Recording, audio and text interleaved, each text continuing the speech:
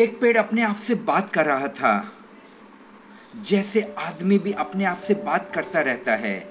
कोई काम ना हो तो बड़बड़ाता रहता है, बार बार वही अखबार पढ़ता है। पेड़ अपने आप से कह रहा था, देखो मैं कितना बड़ा, मुझ पर से टहनियाँ निकलती हैं, फैलती हैं, और मैं आकाश तक विशाल होता जा रहा हूँ। टहनियाँ भी पीछे कैसे रहें, वह भी आपस में बात कर रही थी कि हमारे सहारे तो पत्ते होते हैं, हम ना हो तो पत्ते रह नहीं सकते, ना होगी हरियाली, ना ही किसी को छाँव मिलेगी। उसी पेड़ के फूल आपस में भी बात कर रहे थे, हम हैं जिससे सुंदरता है, हमारी महक से सारा वातावरण खुशनुमा हो जाता है। ये तो हम हैं, वरना पत्ते, डालियां और वृक्ष तो बेफालतू हैं।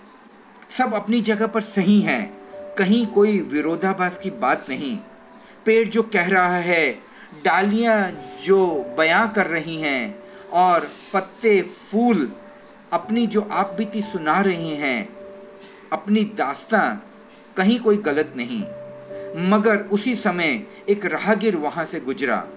वो कोई रहस्यविद रहा होगा। उसने तीनों की बातें सुनी, पेड़, डालियां, पत्ते, फूल, उनको भी ये पता चल गया कि किसी ने हमारी बातें सुनी हैं।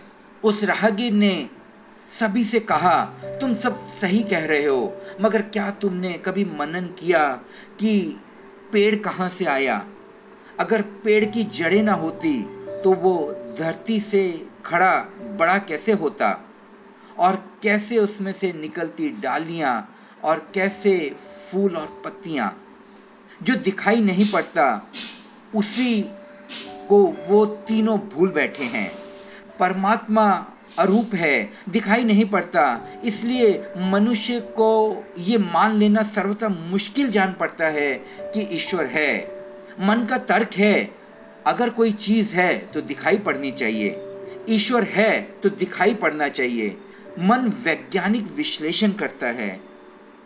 ईश्वर मन के पार की अवस्था का अनुभव है, मन के रहते व्यक्ति उसे कैसे जान सकता है? मन का होना ही बाधा है। जैसे अगर मैं अपने पीछे यदि कोई है उसे देखना चाहता हूं तो वो तभी संभव है जब मैं वहां से हट जाऊं। ईश्वर दिखाई इसलिए नहीं पड़ता क्योंकि मन है।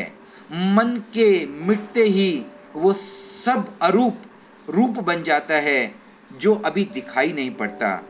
भीतर जाते ही ध्यान के माध्यम से हम उसका अनुभव करते हैं जो होते हुए भी दिखाई नहीं पड़ता, देखते हुए भी देखता नहीं, सुनते हुए भी ऐसा जान पड़ता है कि वो सुनता नहीं, बोलते हुए भी वो मौन हो ऐसा आभास देता है। ध्यान है वो माध्यम जिससे हम रूप से अरूप की ओर यात्रा करते हैं।